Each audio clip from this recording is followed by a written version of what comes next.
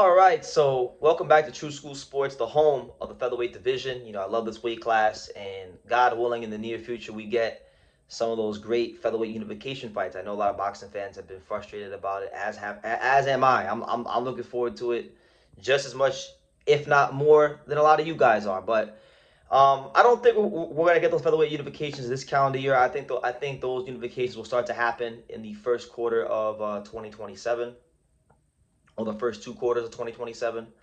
But there are some interesting fights. You do got Brandon Figueroa fighting Tomohiro Kameda. You just had Bruce Carrington fighting Palacios. He'll probably be out again before the end of the year.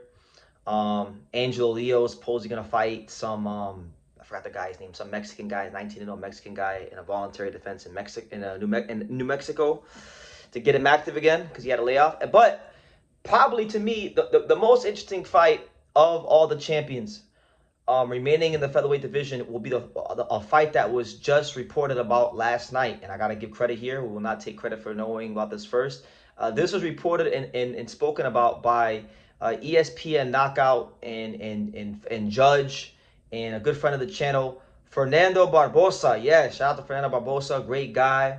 Been knowing Fernando for years, covering fights, seeing him around the fight scene. He's just a great person, and definitely knows his boxing, been around it, credible source for the sport, and a fellow Marlins fan. We love our Marlins. It's been a terrible season for the Marlins, but shout out to Fernando, good guy. Nonetheless, Fernando reported that Rafael Espinoza will have an opponent, and it'll be presumably on that Canelo card and Billy, the Mexico versus the World card, right? But his opponent's a good opponent. You guys know I've been very hypercritical of Espinoza ever since he won the belt, because I feel like Zambra Promotions has steered him away from any and all punchers in the division. I mean, if you just go look at if you go look at his whole title reign, apart from Robeisy Ramirez, right, who's a good fighter, definitely Robeisy Ramirez, gold medalist, world champion, good fighter, won't take nothing from him. But everything outside of Robeisy Ramirez, he hasn't really fought no punchers. Arnold K. Guy is not a puncher. Edward Vasquez is not a puncher. Who else did he fight? Sergio Trino Sanchez is not a puncher, right? So apart from Robeisy Ramirez, sandwiched around all that has been a bunch of non-punchers, light punching fighters, and guys that don't really have no firepower, no heat, no thump. But I can't say that for this fight.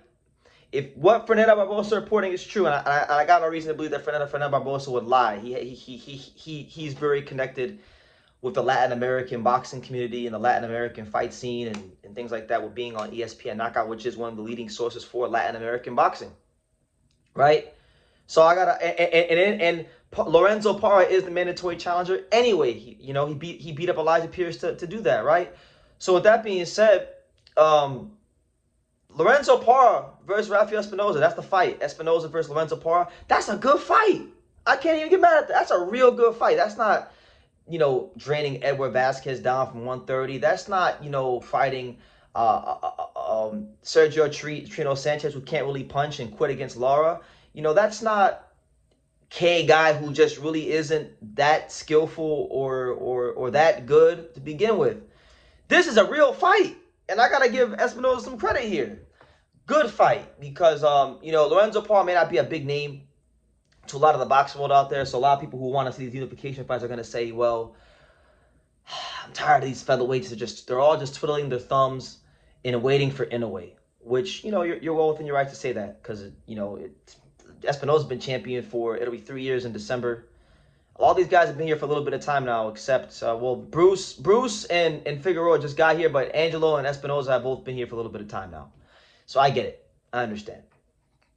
That being said, this is a damn good fight, because if you know about Lorenzo Parra, if you just look at his last couple of fights, this is a guy that made his name on Overtime Boxing. They brought him in to fight Javon Woodward, who was a good prospect at that time. It was 12-1. Javon Woodward and him were nip and tuck, and that was actually one of the fights where they used the overtime round concept, because in overtime boxing, if you were to be if the fight was declared a draw with your opponent, they would box an overtime round to determine who the winner is. So they did it for that fight, and Parra won the overtime round, and he won that fight. That put him on the map.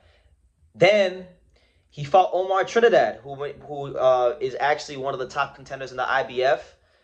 He might be a future Angel Lee opponent. He's supposed to fight Luis Nunez in a final eliminator fight. But he fought Omar Trinidad on a UFC Fight Pass card that a lot of people didn't watch, that barely anybody in American boxing media talked about, except myself and probably a couple of boxing writers.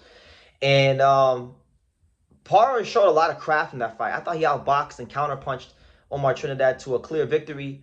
Obviously, Omar Trinidad was the Tom Loeffler fighter. It was on the Tom Loeffler show. And they declared it a draw. But you guys know, if the house fighter gets a draw against, if the B-side fighter gets a draw against the house fighter, you guys know what that normally means. So good, really good showing there. And then it all culminated earlier this year when he fought Elijah Pierce. Good fighter. Elijah Pierce is a big-time puncher. Definitely a guy that looked to be on a very quick trajectory towards getting a world title shot. And he absolutely iced and annihilated Elijah Pierce. And that's how he got here. That's how Lorenzo Parra got here. Lorenzo Parra got here the honest way. He got here beating good fighters, testing himself, and showing, improving. So I will not have any disrespect for Lorenzo Parra. And you know what? I won't even have no disrespect for Rafael Espinoza because, like I said, man, Rafael Espinoza, I criticize him a lot, but when you step up and you fight some real fighters, some real competition, who's gonna be throwing some real heat your way, I can't say nothing bad about Espinoza's opponent selection. This fight is a good fight, and it is a mandatory opponent, so good on him. I've been thinking that Espinoza was gonna go to 130 pounds for a little bit of time. It's clear that he's gonna stay at featherweight a little bit longer. From what I've been hearing about Espinoza, that he's very disciplined and he follows a very strict regimen, which you have to, being 6'1", making featherweight. So respect to him. This is a good fight, and I think this fight is gonna if Espinoza gets hit right with any big shots, this fight's gonna answer some questions I have about Espinoza, because when you look at his career, I was there when he fought about Robeisy in the first fight. Robeisy had him hurt, and from the angle I was sitting at, I could see Espinoza's eyes clearly. He was ready to go, and the only reason he didn't go is because Robeisy just isn't a guy that throws a lot of volume. But if he threw a little bit of volume, he might have Espinoza out of there. So that being said, that right there showed, that he can be hurt and that he can be vulnerable. Earlier in his career, a lot of people don't know this, but he fought Carlos Ornelas, and Carlos Ornelas is a Mexican journeyman. He has 4 losses. 3 of those 4 losses have been by knockout. The only guy that didn't knock him out was Rafael Espinoza. And in fact, Ornelas dropped Espinoza, and it was a flash knockdown. So there is reason to question Espinoza's power from when you look at those 2 fights, as well as how Zanford Promotions has moved him as a champion, right? But now they have no choice because they've mandated to fight a puncher in Parra. And Parra is a slick guy. He can punch. And we'll see where his durability is at, because Espinoza is known for breaking orbital bones and making guys quit and things like that. But if he's able to land serious leather on Espinoza, we're going to see where that durability is at. And I'll tell you guys like this. In my opinion, and this may be an unpopular opinion, I don't know. Who cares? But I really think that Lorenzo Parra, if Espinoza beats him, will have it'll definitely be the best win he's gotten since the first Robeisy fight. Because the second Robeisy fight, Robeisy, he quit. So I think maybe he wasn't the same after the first Espinoza fight. And since then, Espinoza hasn't really fought anybody that's a big puncher in the featherweight division. This guy's like, he's at his best. He's coming off of the best win of his career against Pierce.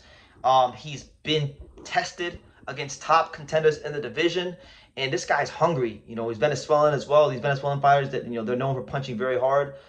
So like I said, man, Espinoza wins this fight. If Espinoza continues to do what he's been doing in these title defenses, oh my God. If he's able to treat him the way he treated Vasquez or these other guys, to me, that's a real statement. That's a real statement to now where I can say, you know what?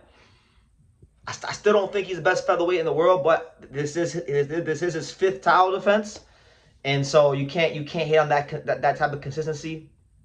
If he goes out there and he ices Lorenzo Parra, I'm gonna have to start giving it some real consideration that he might be the right now based on what he's doing. He's best featherweight in the world because this is a real quality fight versus a real quality opponent with real quality punching power and craft and skills. And so I look forward to seeing how Espinosa handles all that. And for Parra, this is his chance to stick his flag in the ground and become, a world champion for Venezuela. Because right now, Venezuela has no champions in boxing. They had Carlos Canizales, but he got stripped over some bullshit down there at light flyweight.